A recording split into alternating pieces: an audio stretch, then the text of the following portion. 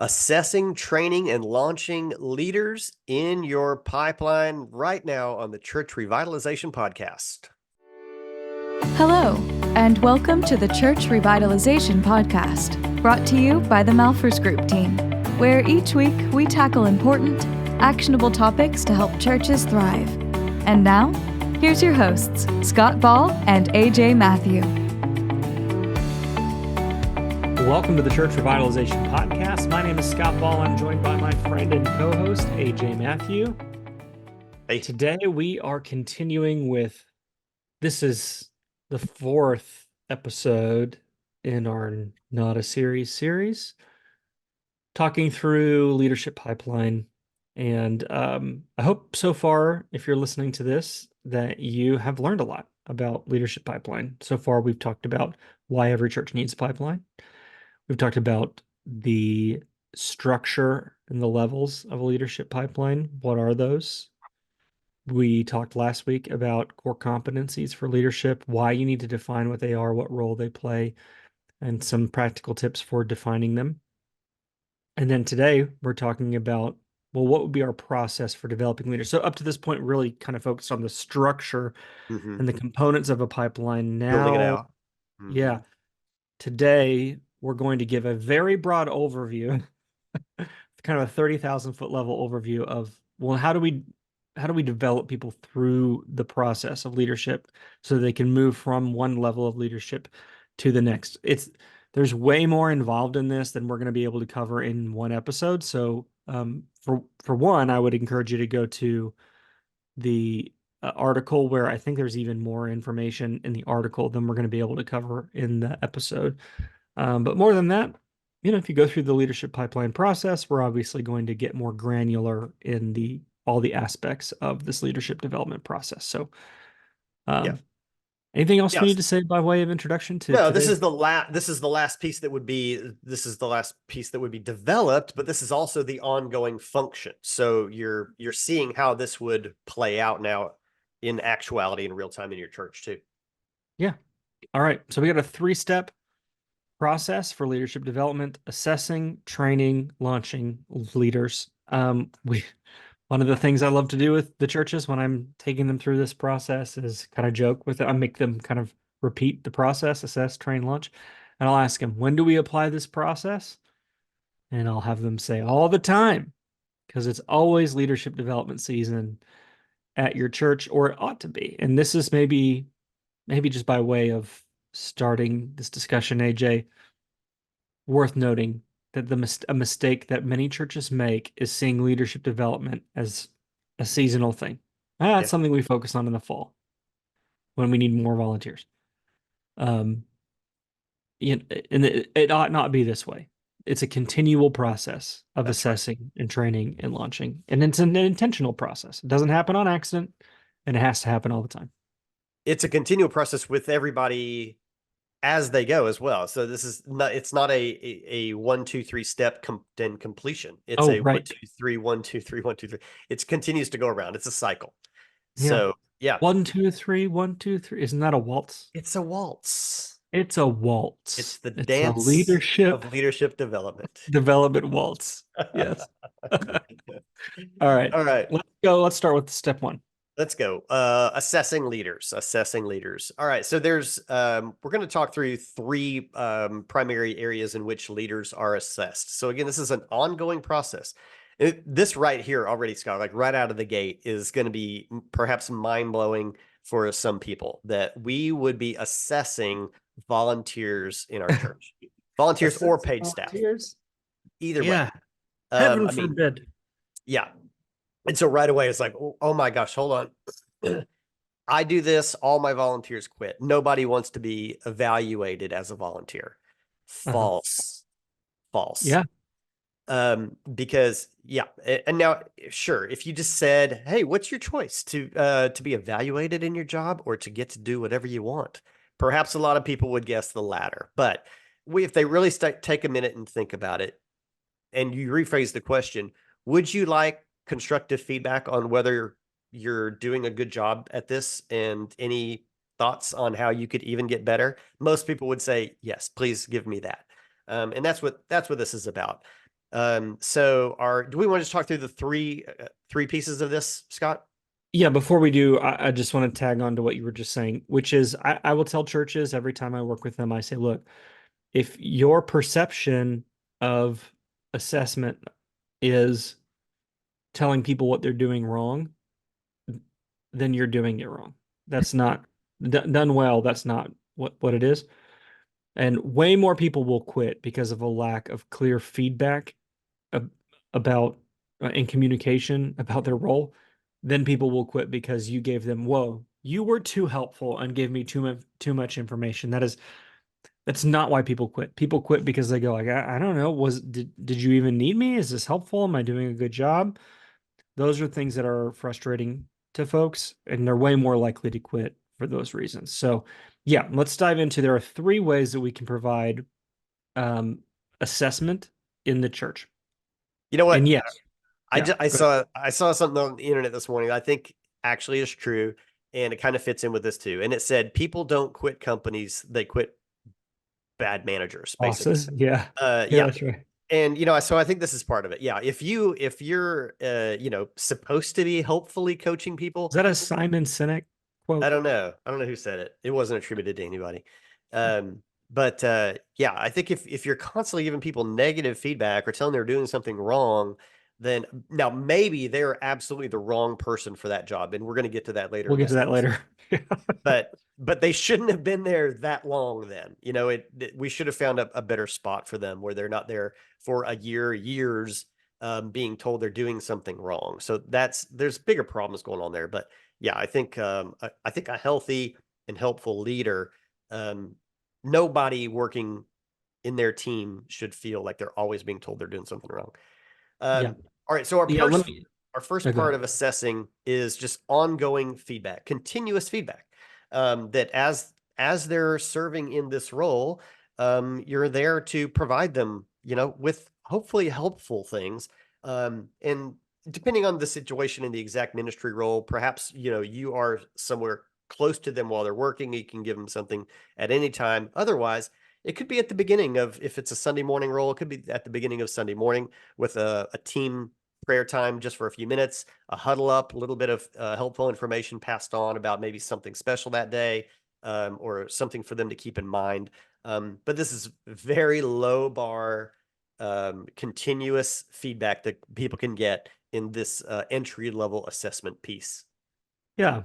So feedback is the feedback. I think this is a Craig Rochelle quote that says something like, "We have to disarm the concept of assessment by making or evaluation by making feedback normal." I think that's what he said. I think that's really good. So what we're aiming for here is intentional moments of unstructured feedback. Yeah. So the feedback itself is not, we're not looking for you need to give it to them, deliver it to them this way or in this format.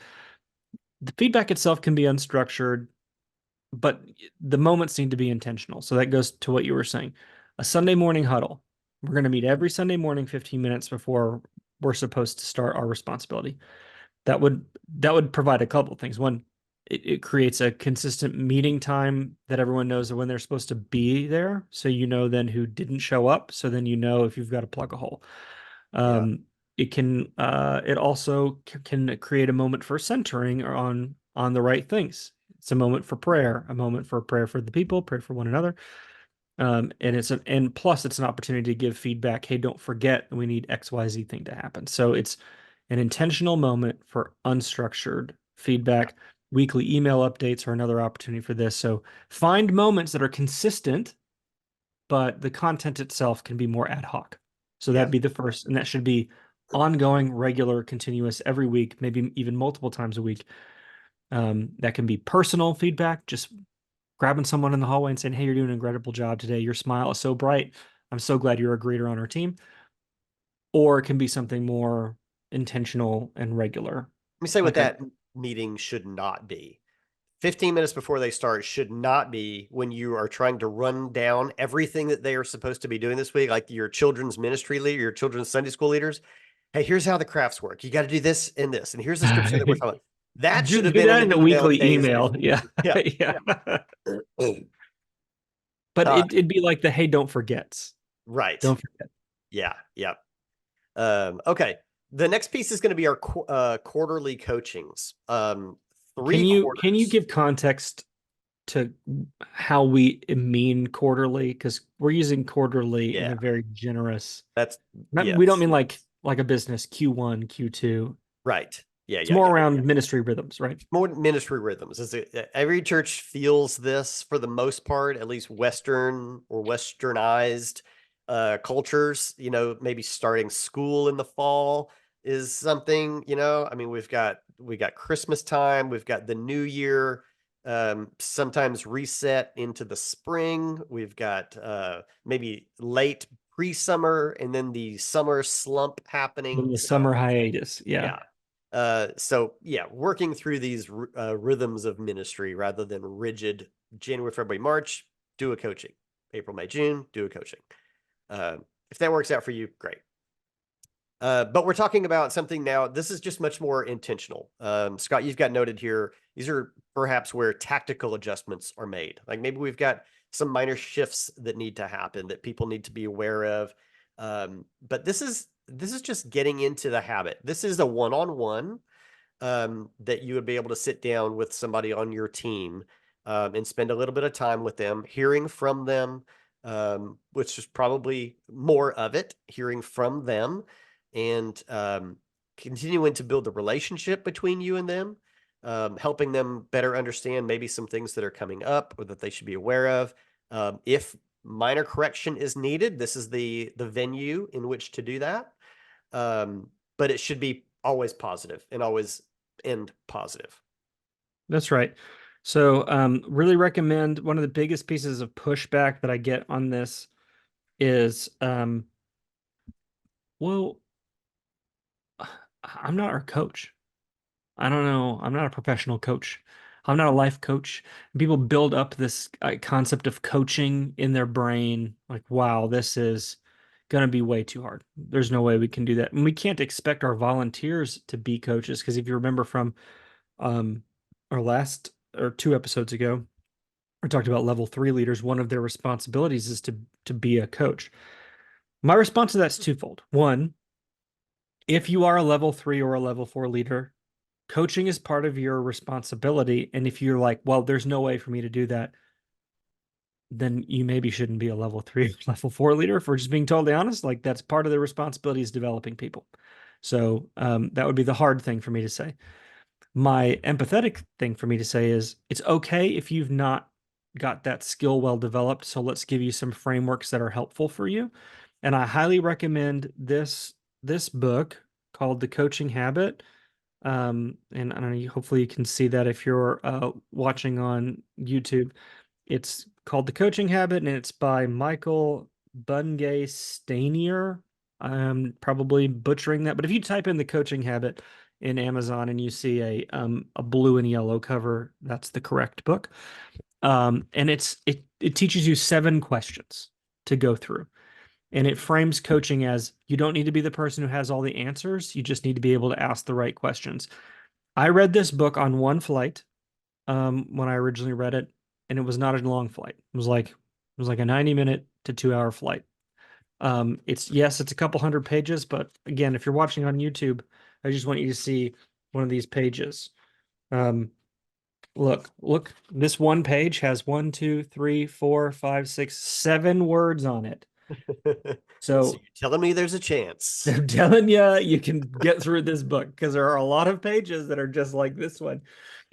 Um, so I encourage this book. Every church I work with, I go, hey, have your staff let the staff read this book first.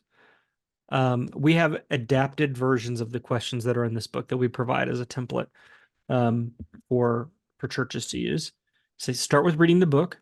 You start doing some coaching first, and then that will give you the ability to train your level 3 leaders on how to be coaches as well and have them The read other the book.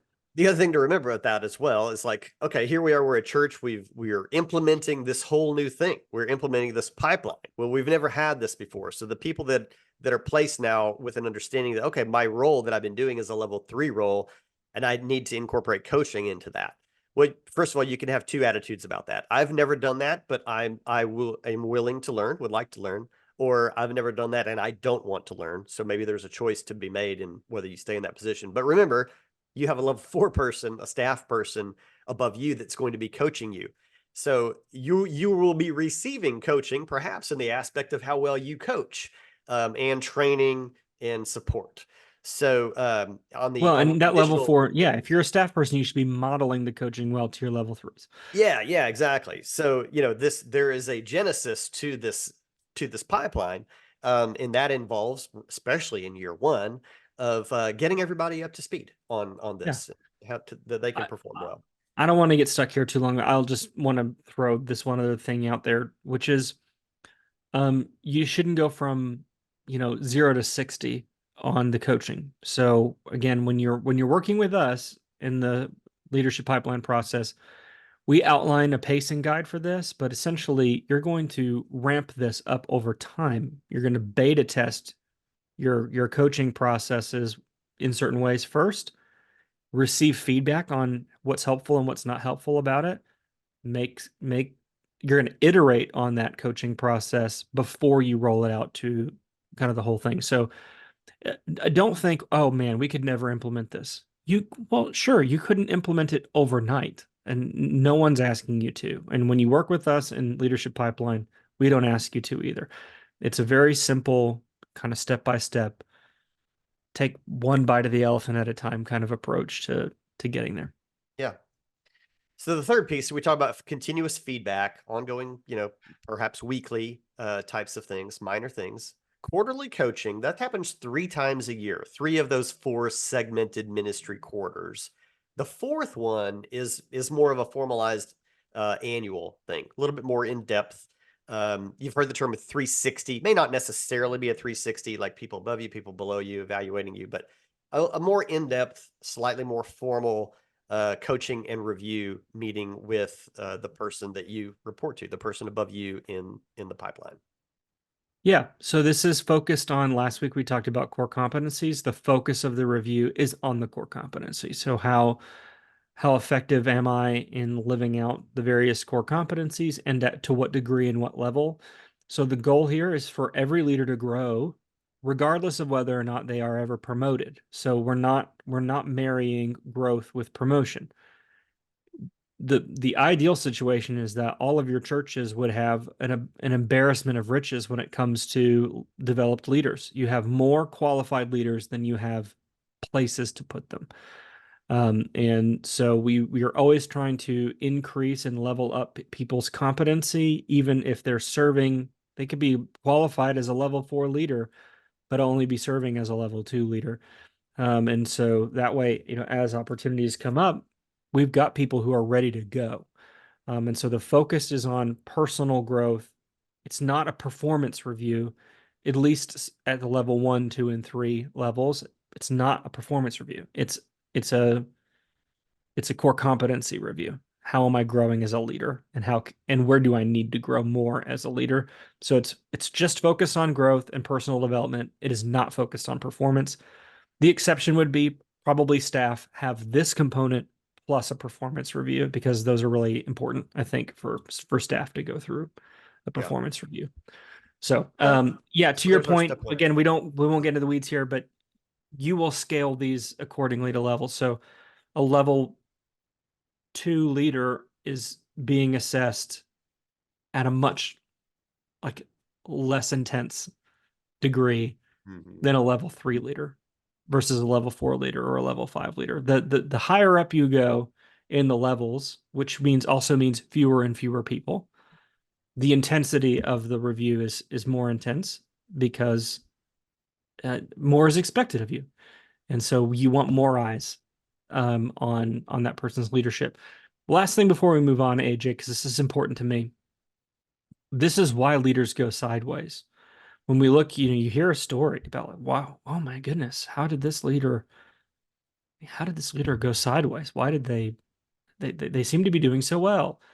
Well, we maybe only looked at their performance. Well, they were getting all their stuff done. Oh, they were really effective preacher. They were a really good Sunday school teacher or whatever it is. We just look at their output and Hmm. we never looked at who they were. And so the key to making sure that leaders stay healthy is by conducting a review on a regular basis that's not focused on their performance, but focused on who they are as a leader. Yeah. And this is an integral part, and it only works if we covenant with each other to be honest. Mm. We You're not helping someone if you go, oh yep, 5 5 5 5 5 5, everybody's doing great. That's not helping them. Yeah. It's Um, really a form of discipleship. it's exactly what it is. Yeah. Shh, don't let our secret out. But yes, it is. They all promise not to tell. Okay, so there you go. Feedback, continuous, 3 quarterly coachings and 1 annual coaching slash review. Moving on. Step 2, training. Remember we said assessing, training, and launching. Step 2, training. So we've got planned out pieces now. So we are not adding a bunch of additional things here. We're doubling up on some time that we're already using with our people. So a component of our quarterly connection will also have a training piece to it, in addition to the feedback component that's happening. So let's break this down, Scott. Yeah, Primary, okay. Let secondary me training. I was gonna say there's kind of two things we need to consider. Yeah. There are two types of training. There are two types of training. Okay. So we have primary and secondary training. Yeah. Primary training is training that we are using across all ministries and all leaders. So that this is a universal approach, Mhm. comprehensive approach. This resolves the problem of inconsistent leadership development. We Mhm. need to have unified leadership development practices and processes. So our training needs to be consistent and we need to be by doing it the same way. And secondary training is training that is specific to an individual ministry. So not every ministry will have secondary training at all. And even within that, not everybody will need to participate in it, even if it does exist. So the primary thing is the main thing. The secondary thing is the secondary thing. But within that, there are two types of training. There's process oriented training and event oriented training. Process oriented training is training that is done. Think of it like going to um, going to a personal trainer. You don't go to a personal trainer one time and go, wow, I didn't lose any weight. That personal trainer would say, that's not how this works. You have to come every week. Or if you go to a marriage counselor and go, wow, my marriage isn't fixed after one session, the counselor would say, that's not how this works. You got to come to multiple sessions over 6 weeks or 9 weeks, whatever it is. Likewise, when we talk about coaching as a form of training, and as you said, AJ, this is not new coaching. This is the same coaching. We're just double dipping in terms of function. Mhm. This is coaching that exists to assess leaders and coaching that exists to train leaders. It's same meeting, dual purpose.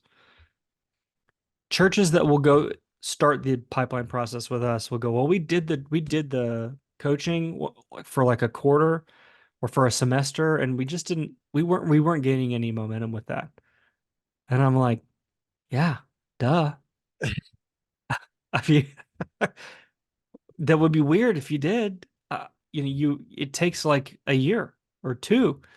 It may take 3 years for you to see the real fruit from that, considering it's quarterly coaching. Yeah. It's going to take some time to see the fruit of that. That doesn't mean it's not working. It's like planting a seed, AJ, in the ground and going, well, I watered it once. Like, that's not how things grow. Like it takes time. So process oriented training is the kind of training that people tend to um, overestimate in the short term and underestimate in the long term. Mm. So they expect too much from it in one meeting in a way that is unfair, but totally underestimate how valuable it would be over the course of 3 years. Mm-hmm. Event-oriented training is different. This is targeted growth in a short period of time. It's usually oriented around a skill. We want to get everybody trained up in how to use Planning Center so that we're more effective as a team in our communication. We see a real gap when it comes to communication. We see a real gap when it comes to emotional intelligence. So we're going to do this workshop, or we're going to do this rally, or we're going to do this training. And you're hoping to get a quick result that should give you a boost in a particular skill in the short run. But would require you to reinforce that on the back end through the process oriented thing. So training people on how to use Planning Center is only valuable if in the ongoing thing we're doing, we're holding people accountable to using it. Yeah. So we taught you how to use it. Now we're going to hold you accountable to using it. Yeah. So those things aren't antithetical to one another. They generally will work hand in hand with one Yeah. another. You don't want 3 quarters later, Bob, Bob, you still are refusing to accept on Planning Center when we send out these notifications. Yeah, Uh, that's right. yeah, we So trained you on it. We've been coaching you on it, and you still, yeah, that's going to get into the 4 R's here later. yeah, we'll save that for what needs to happen in that situation.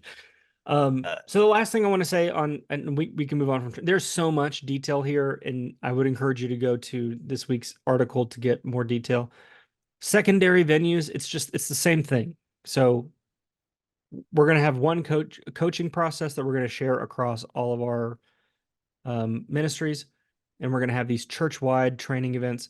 Then we can have some specific things to our ministries, but you really want to limit. They're not required. You don't have to develop these things, and you really want to limit them. So let me give some examples. You might have, as a process-oriented type of training that's secondary, might be worship team rehearsals. So that's a training, worship rehearsal. And it's process-oriented, meaning it probably or should happen every Sunday, or every Wednesday night or every Thursday night.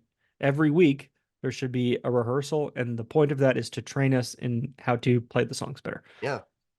But not everyone has to go to that. Only the people who are on the worship team, right?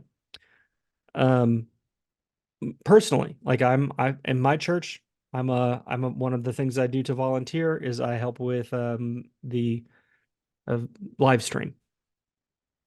So am in a part of the creative arts worship ministry generally, but I don't need to go to their rehearsals. Like I don't need to rehearse running the live stream. Like I know how to do that. I can just show up on Sunday and run the live stream. Does that make sense? So, Yeah. And then event-oriented things. Think of it like a retreat. Maybe this such and such team takes a retreat. Say it's a student ministry retreat. Well, probably the people who chaperone once or twice a year, they're student ministry volunteers, but they're not. They don't need to go on your student ministry retreat. The retreat's probably for the people who are involved every week as small group leaders. Yeah.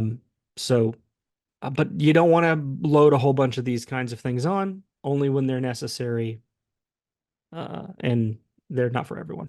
Yeah, that's They're right. secondary. That's right. That's right. There's a lot of parallels here between what we talk about on building a discipleship pathway in the church, also with primary and secondary ministries. So if you're familiar with some of that, Process and event things. Yeah. if you're familiar with that, the idea is not to load up people with as much stuff as we possibly can. Yeah. In fact, the opposite. Let's be really intentional and specific. Okay, so that's our training. We got primary and secondary training venues, and inside of those, there are process-oriented things and there's event-oriented things. Our step 3 in this is launching leaders. And so for clarity here, we use the word launching rather broadly, I suppose. Launching is actually a continuous thing. It is not a one-time event. So don't think of it as the space shuttle or SpaceX, in which an event happens and something gets launched and it does a mission and it comes to a conclusion. Because as we mentioned earlier, assessing, training, and launching it's a cycle. It's a process that's ongoing. That's right. So in our annual review, not review, that we're doing with our leaders, one of the options is to reaffirm that we're going to talk about 4 R's. One of the first one is reaffirm. We might basically, or relaunch, you could say.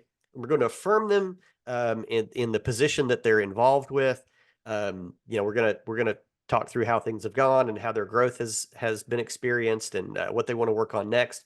And then we can reaffirm them to therefore relaunch them in another year of ministry. Um, That's right. so so that's one of the options, is to be relaunched into the same position. Um, do you Yeah, want to let jump me in mention on each this. of you? Want to go these one at a time? You can jump in.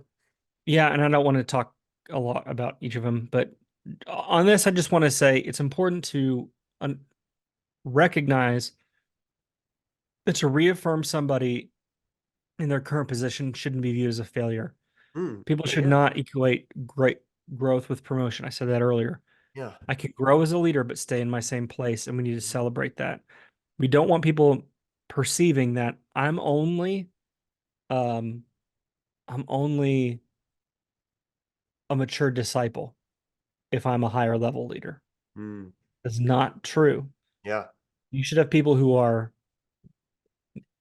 I think I usually phrase it this way with churches. Every high level leader in your church should be a mature disciple, but not every mature disciple needs to be a high level leader. So we Yeah. need to divorce those things from each other. There's definitely a connection between spiritual maturity and level of leadership, Hmm. but they're not, The they're opposite not, doesn't need to be true. Yeah. that doesn't need to be true. Like, right. Yeah. Yeah. Right. I mean, the body of Christ requires all the body parts, Yeah. and that's by design, and that's right, and it's good. So And from a purely pragmatic standpoint, AJ, 80 to 85% of all of your volunteer positions will be level one and level two opportunities.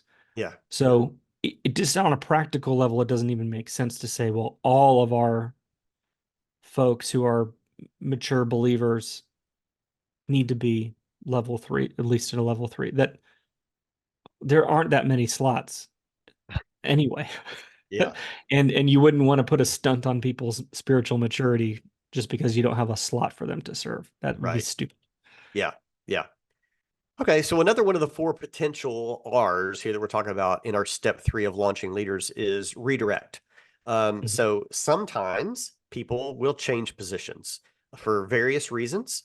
Now, this could be very positive in that they're being redirected to the next level up. Maybe they're going to take on a new and higher role.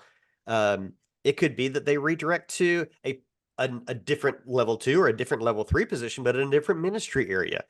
I mean, Mhm. that might be something that there's an opening, they have an interest. Maybe it's something they've always wanted to, but there wasn't an opening. There's all kinds of reasons for a redirect. There could be a negative reason. It could be that they're really not the best fit for something, and they might be redirected to a different area of ministry that would obviously be more delicate to deal with.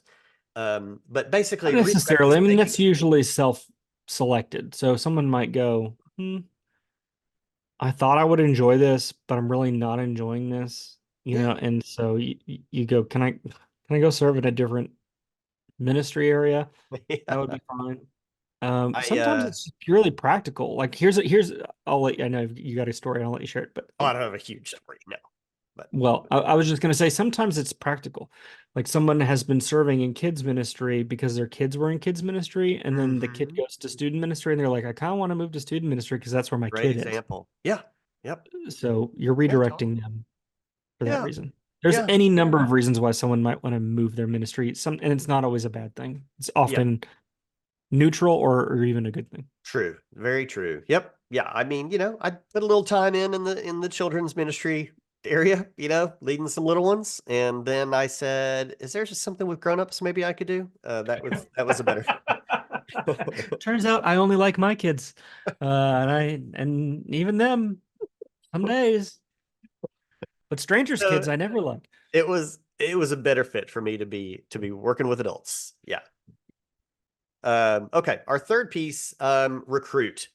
So this is definitely an underutilized function of leadership in our churches. We're not coaching people to be more watchful for recruiting, and leaning into them more for that. The people that are closest to the work on the ground, should be keeping their eyes out and be helped and taught how to be watchful for recruiting into the ministry at all levels. But but yeah, recruiting is something that's ongoing. Maybe this one is slightly divorced from the other three R's. But you could have a position that you're needing to recruit for. But again, if somebody was redirected somewhere, maybe in that moment you've now opened up something that needs to be recruited. But recruitment should not be happening as a reactive thing. It should be happening as a proactive thing, where we're already thinking about somebody that we can be talking to, that we see something in them and perhaps they'd be a good fit. Yeah, one thing that we haven't talked about, and spoiler alert, won't be talking about in our Not a Serious series on Leadership Pipeline, is how do we get people into the pipeline to begin with? And you might be going like, that's the thing I care about the most. Why aren't you talking about it? Hey, we got to give you some reason to keep listening to the podcast. We never know when we'll spring it on you. Also, you could go back and search the archives. We've talked about volunteer recruitment before. So to some degree, recruitment should always be ongoing if you're doing it right. But also, the focus here is on strategic recruitment, like you said. If you're a level 4 leader, which is a staff person, if you're on staff, those level 3 leaders, especially when you're first getting started, you probably don't have all of those in place. And you can't rely on the normal mobilization system to fill those holes. It takes strategic recruitment to fill those holes. So here we're focused on what holes do I have in my pipeline that I can't rely on the normal mechanisms to catch up to those holes. I'm going to have to go out and find those people and get those spots filled because it's more urgent than the normal flow of the pipeline is going to allow for me to get someone into that role. So, Yeah. yeah, this R is focused more on the developer than the developed, Mm-hmm. but we're recruiting to fill this hole. Yeah. All right. And then finally, our fourth R here in our third step of launching leaders is replace. And it's maybe the most unfortunate of of the R's, Mhm. because perhaps somebody does need to be replaced. Grossly underperforming or toxic, displaying ungodly like character. Yeah. There's any number of reasons, and unfortunately, these do happen. We still, live in a fallen world with people that can be subjected to temptation and sin. And sometimes we have to make a difficult leadership decision to have someone vacate a position, and they have to be replaced by somebody else. Mhm. This sometimes isn't handled as swiftly as it should, I think, a lot of times in church, which results sometimes in it becoming a bigger deal than it should have. Yeah. This is one maybe while it should be used sparingly, and we hope that it would need to be used sparingly, sometimes isn't used swiftly enough. Yeah. Um, we should at some point, I feel like we need to make a mental note of this or an actual note somewhere. Sometime we need to have a whole episode called How to Fire a Volunteer. Hmm. Because the question is, can I fire a volunteer? And the answer to that is yes. But how you do that needs to be done very intentionally. So I don't want to go into all those details because I really do think we could do a whole episode on how to fire a volunteer. But some principles to consider. If you have a team member, whether you're talking about a staff person or a volunteer, and they're chronically underperforming, your first assumption is that it's your fault. That's what your first assumption should be, is that I've messed up somehow because I've not coached them well. You have failures further up in the process. If someone's getting to the point where you're going, wow, they are not doing what they're supposed to do every month, every week, every time they're serving, it's not good. Or if it's a staff person, wow, they're really not good at their job. Where'd the breakdown happen? And you should assume first that it's your fault, and then coach them up and giving them an opportunity to improve. It's only then if they don't improve and they don't respond to the coaching and from clear expectations saying, hey, AJ, I really need you to do this. And if you're having that conversation and they're not responding to it, then at that point you have to say, AJ, this isn't working. How can we move forward? Mm-hmm. Um, the second thing, that's around performance. The second thing is around toxicity. If you're hearing toxicity and you're interpreting that as disqualification because of some sort of a moral um, failure, that's that would be one component of toxicity, but not the only one. Yeah.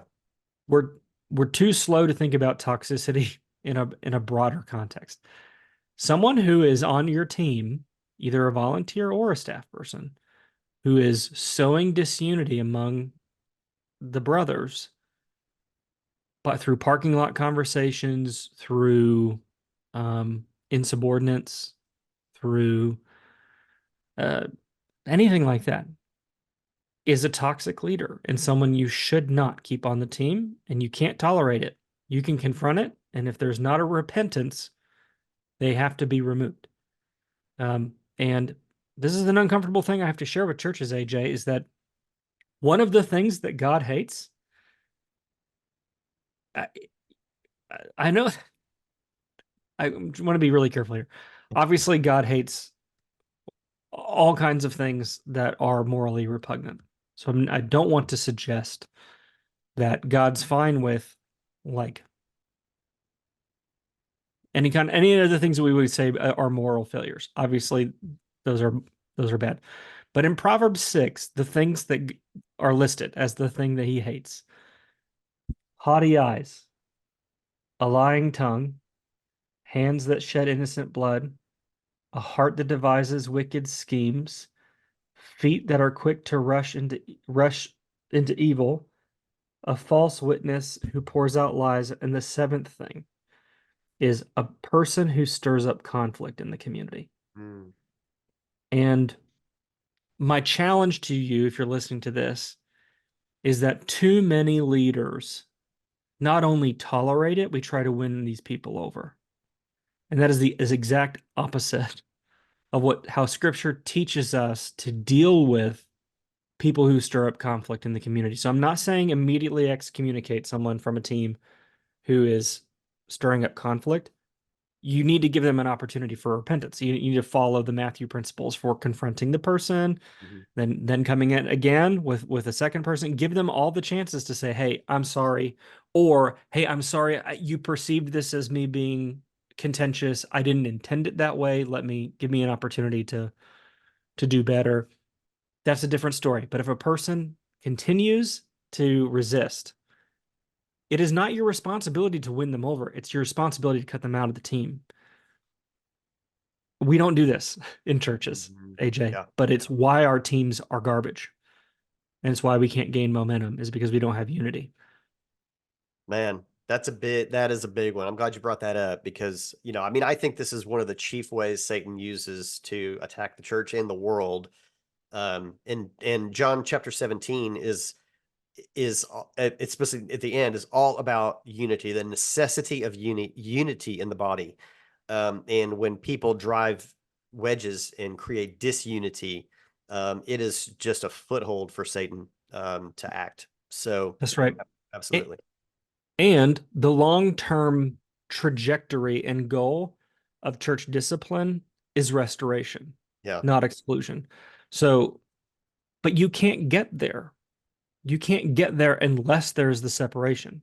The Has to be separation is addressed. intended to cause pain so that a person might be driven towards repentance and say, "Hey, I messed up and I'm sorry and I'd like to be restored." But Yeah. you can't get there unless there are consequences for bad behavior. Yeah. Does that make sense? We just don't do this. I feel like this is rudimentary things from a New Testament perspective, but these are not things we do. Well, I mean, Jesus was willing to let Peter go through that so that he could come back stronger and be Mm. ready to lead. So, Yeah, yeah. that's right. That's right. All right. Right. It was a lot of ground covered. Was a lot. And there's even more in that we didn't say, actually.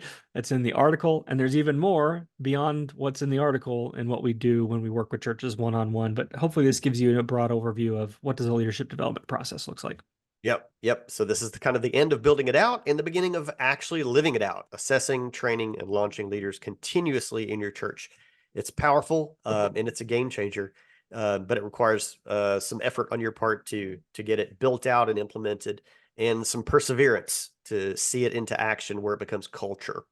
This has been episode 244 of the Church Revitalization Podcast. So as Scott has said a couple of times, we really encourage you to go to malfordsgroup.com/244 because there is more detail and granularity to this than what we talked about today on the episode, though it was long still. But we're thankful that you're with us.